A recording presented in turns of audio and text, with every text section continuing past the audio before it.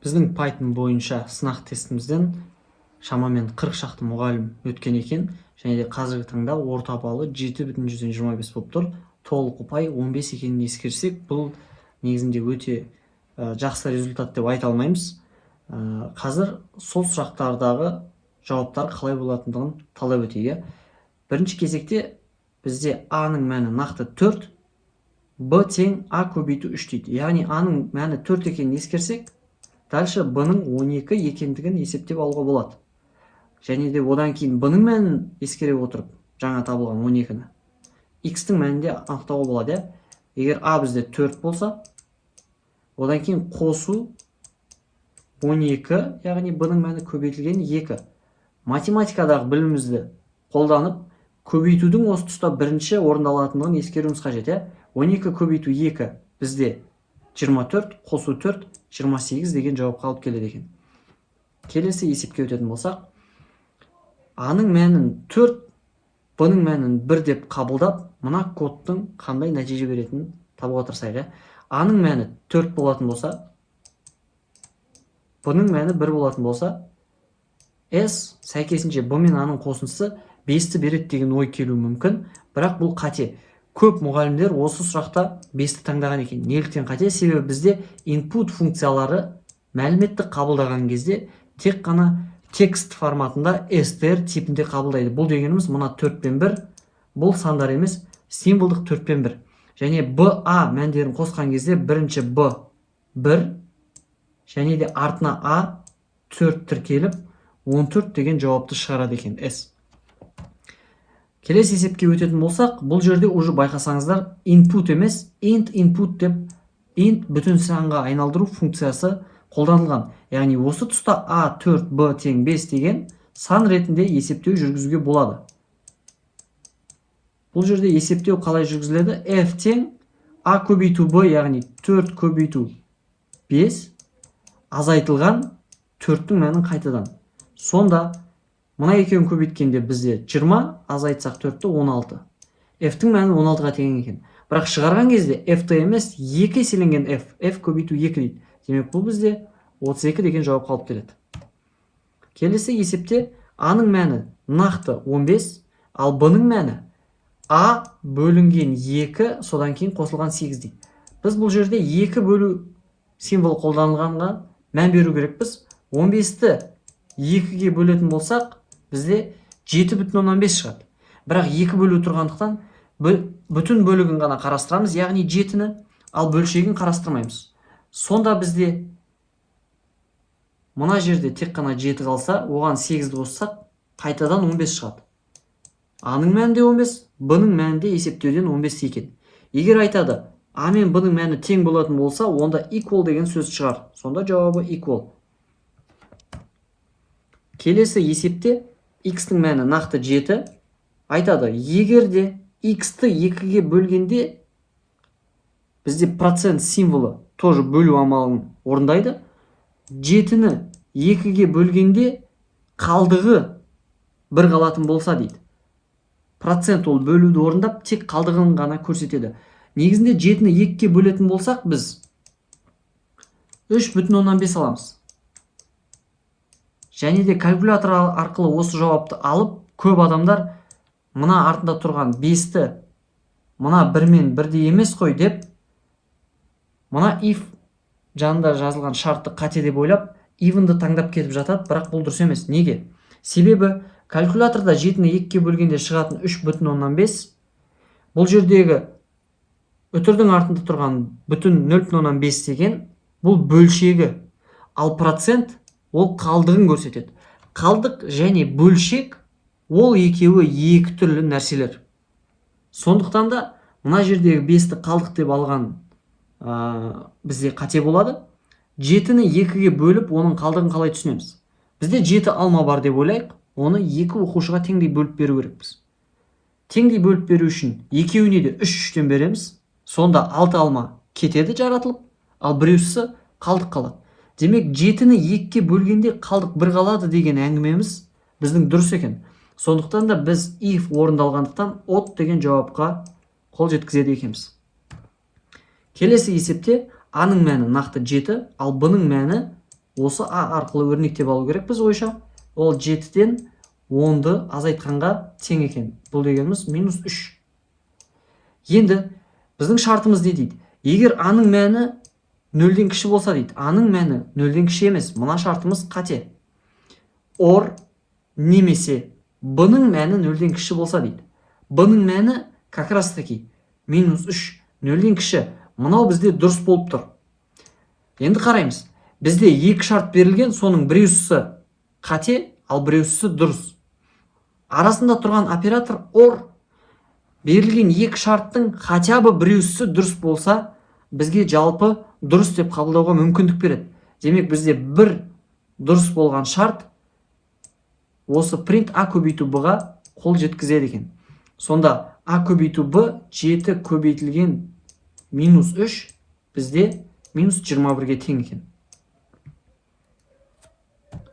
Ал келесі есепте a-ның мәні нақты 18, b-ның мәні нақты 14 және де if шартында екі шарт қаттар көрсетілген, бірақ арасында and операторы қолданылған. And операторы және деп аударылады. Және деген кезде екі қойылған шарттың екеуі де міндетті түрде орындалуы керек. Сонда ғана біз жалпы дұрыс деп айта аламыз. Бірінші шартты тексерейік. a % 7, яғни 18-ді 7-ге бөлгендегі қалдық 0-ден үлкен болса дейді. 18 деген санды 7-ге бөлсек, қалдық бізде қанша қалады? 18 алма бар деп елестетеміз. 7 оқушыға таратамыз. Әр қайсысы 2 алмадан алады. 7 оқушыға таратқан кезде әр қайсысы 2 алмадан 2 алмадан әр қайсысы алып бітсе қанша болады? 14 алма бізде жаратылып кетеді екен. Жалпы бізде 18 еді ғой. Сонда 14-ті жаратылса 4-еуі жаратылмай қалады. Яғни 4 қалдық қалады деп осылай түсінуге болады.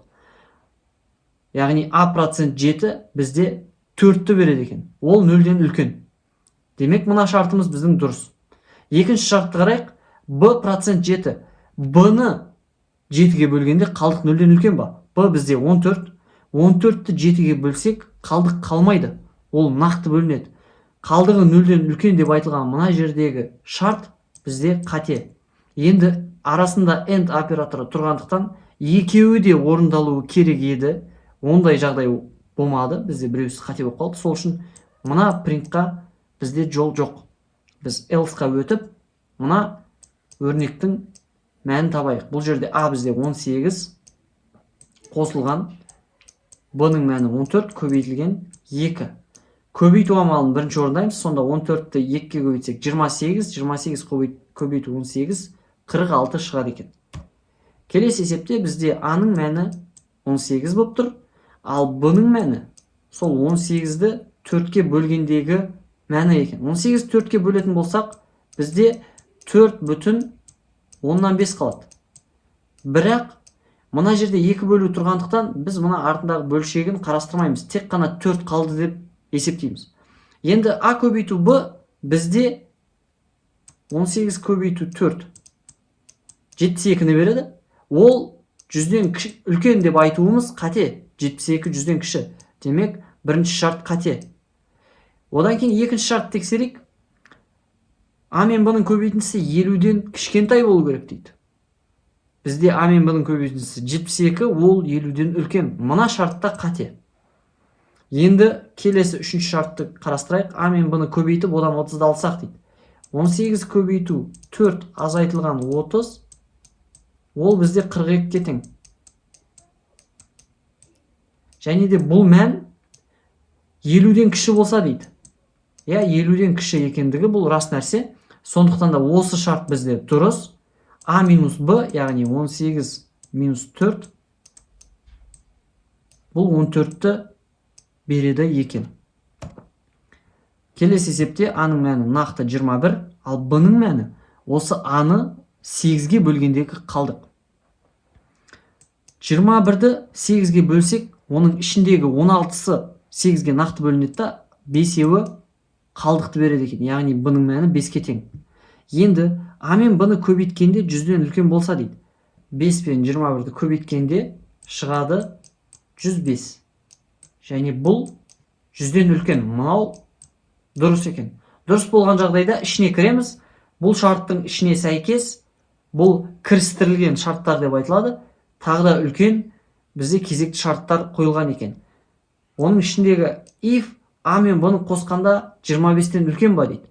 Иә, бізде а мен б-ның мәнін қосса 21 қосу 5, 26-ны береді. Тағы да if дұрыс болады да, сәйкесінше print yes сөзін шығарады екен. Келесі есепте а-ның мәні нақты 15, ал б-ның мәні 10 қосылған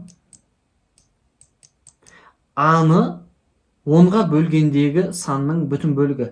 Яғни 15-ті 10-ға бөлгенде қанша шығады? 1,5. Бірақ 2 бөлу тұрғандықтан тек 1-ді қарастырамыз, сонда 1 қосу 10 бізде 11 болады екен. Б-ның мәні 11-ге тең.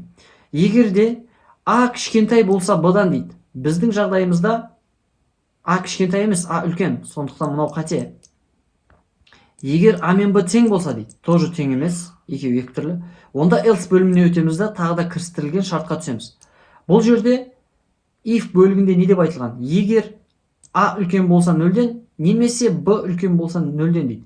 Демек, осы қойылған екі шарттың хотя бы біреуі орындалса, біз мына бөлімге өтіп кетуге дайынбыз. Екеуі де бізде 0-ден үлкен, сондықтан без проблем осы бөлімге өтіп, а мен б-ның қосындысы ол 15 қосу 11, 26 екенін анықтауға болады.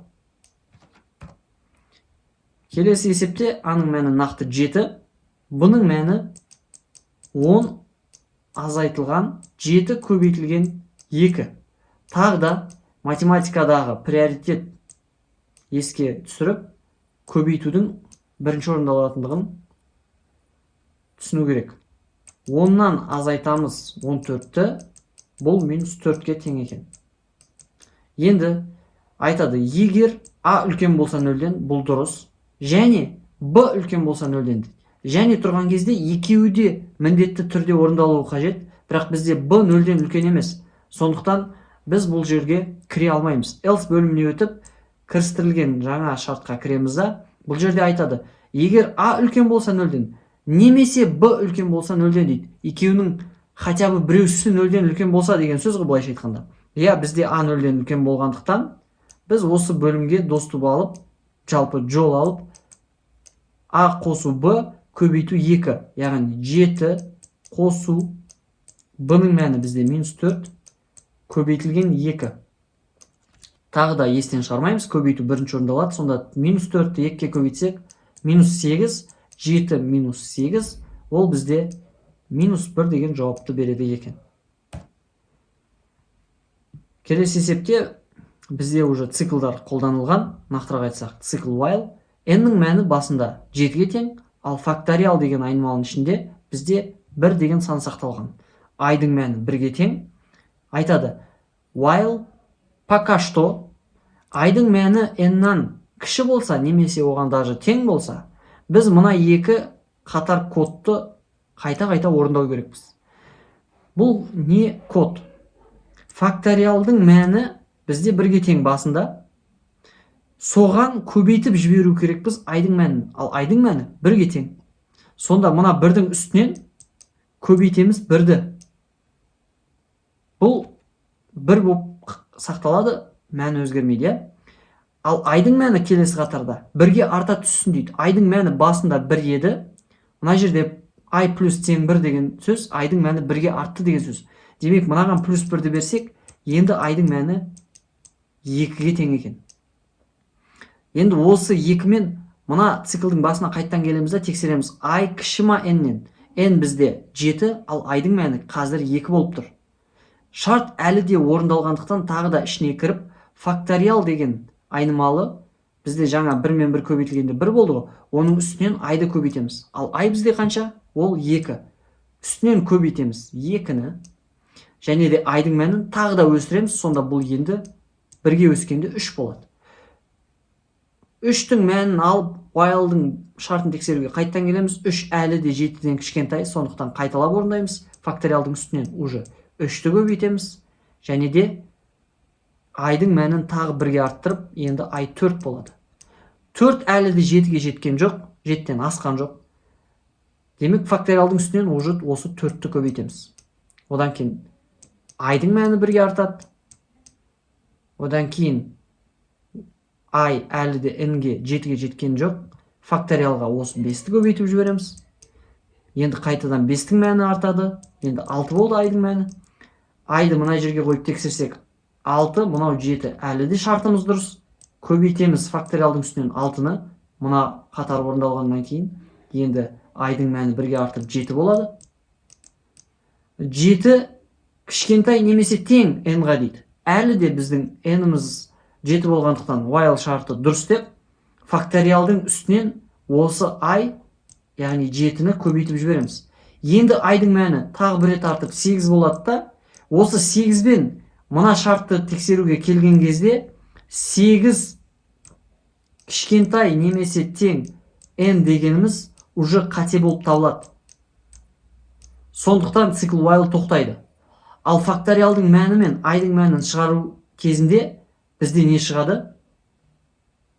Мына жерде факториалдың мәні осы бүкіл сандардың қосындысынан тұрады екен, то есть көбейтіндісінен.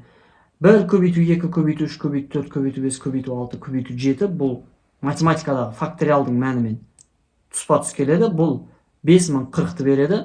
Және де мен осы тұста қателескен екенмін. Айдың мәні негізі дәл осы есепте 8 болып аяқталады. Мына жерде дұрыс жауабы 5040 және 7 деп көрсетілген біздің тестімізде. Дегенмен бұл жерде 5040 және 8 деген жауап шығуы керек.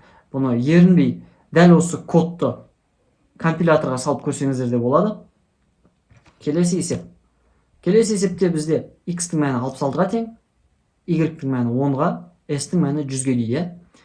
Одан кейін for цикл арқылы for I in range 10, x-тің орнына 66-ны қояйық, y-тің орнына 10-ды қояйық. Бұл не деген сөз? Біздің аралығымыз айдың мәнін қабылдайды. Қандай сандар? Ай бірінші 10 болады, 10-нан бастап 66-ға дейінгі сандардың барлығын тереді, бірақ әрбір қадамда 10-нан секіріп отырады. Сонда ай бірінші кругта 10 болса, екінші кругта уже 20 болады, одан кейін 30, одан кейін 40, одан кейін 50, одан кейін 60, одан кейін уже келесі санымыз 77, бірақ ол 66-дан асып кеткендіктен оны қарастырмаймыз. Және де осы сандар айдың мәнін кезек-мезек ауыстырғандықтан мына кодымызға ол қалай әсер етеді? S-тің мәні басында 100 еді, және ол бірте-бірте азайып отырады. Қаншалықты азайып отырады? Айдың мәні қандай болса, соншаға азайып отырады кезегімен. Бірінші кезекте S 10-ға азайып кетеді. S басында 100 болса, 10-ға азайса ол 90 болады. Келесі кругта 20-ға азайса 70 болады. Келесі кругта 30-ға азайса 40 болады. Келесі кругта 40-ға азайса уже 0 болады. Келесі кругта бізде уже 0-ден 50-ге азайса минус 50. И одан кейін минус тағы да 60-ға азайса минус 110 болады екен жауабы. Дұрыс жауабы минус 110. Келесі есепте А, Б, С. А-ның мәні 6, Б 2-ге тең. Мына жерге қоятын болсақ, А 6-тан бастады және 0-ге дейін барады, және де минус Б-ның мәні 2, минус 2. Демек 6-тан бастап 0-ге дейін артқа 2 қадаммен шегініп отырамыз. Айдың мәні қандай болады сонда? 6, 2 қадам артқа жүрсек 4, 2 қадам артқа жүрсек 2. Одан кейін 0 болуы керек еді 2 қадам артқа жүргенде, бірақ 0 конечный ретінде көрсетілгендіктен for I in range, range функциясында конечный ол орындалмайды. Сонда бізде 6, 4, 2 ғана орындалады. Демек бізде S басында 0,5 болса, бірінші кругта ол көбейеді неше есе? I есе. I бірінші кругта 6-ға тең. Сонда 0,5 6 есе көбейгенде қанша болады? 3-ке тең болады. Келесі кругта ол 4 есе көбейеді, 12 болады. Келесі кругта 2 есе көбейіп 24 болады екен. Дұрыс жауабы 24. Келесі есебімізде А-ның мәні 5-ке тең, Б-ның мәні 2-ге тең, S-тің мәні 0,5-ге. Енді А-ның мәні S-тен үлкен болатын болса, онда мына екі команданы орындаймыз. b-ның мәні 1-ге азаяды, ал s-тің мәні 2 есе көбейіп кетеді. a-ның мәні 5, s-тің мәні 0,5, яғни цикл шарты орындалып тұр. b-ның мәнін 1-ге азайтсақ 1 болады. Ал s-тің мәнін 2 есе көбейтсек, 0,5 2-ге көбейтсек, тоже 1 болады екен. Енді a үлкен ба s-тен тағы да тексереміз. a бізде 5, ал s қазір 1 болып тұр. Әлі де орындалады мына шарт. Сондықтан мына амалдарды қайталаймыз. b-ның мәнін тағы 1-ге азайтамыз, уже 0 болады. Ал s-тің мәнін 2-ге көбейтсек 2 болады. Енді мына шартты қайтадан тексергенде 5 үлкен болып тұр біздің s-тегі 2-мізден. Әлі де дұрыс, тағы орындаймыз. b 1-ге азайса, енді -1 болады. Ал s-тің мәні 2 есе көбейгенде ол уже 4 болады екен. Қайтадан шартты циклдың басына келіп тексерсек, әлі де 5 үлкен 4-тен дұрыс болып тұр. b-ның мәнін тағы азайтамыз 1-ге, -2 болады уже. Ал s-тің мәнін 2 есе көбейтетін болсақ, енді 8 болып кетеді екен. Енді a үлкен s деген шартымыз орындала ма? Жоқ, a-ның мәні 5 күйі тұр, ал s-тің мәні өсіп уже 8 болып кетті. a үлкен s-тен деген әңгіме уже дұрыс емес. Цикл тоқтайды да s-тің мәнін шығарады. S-тің мәні бізде 8 болып үлгерді.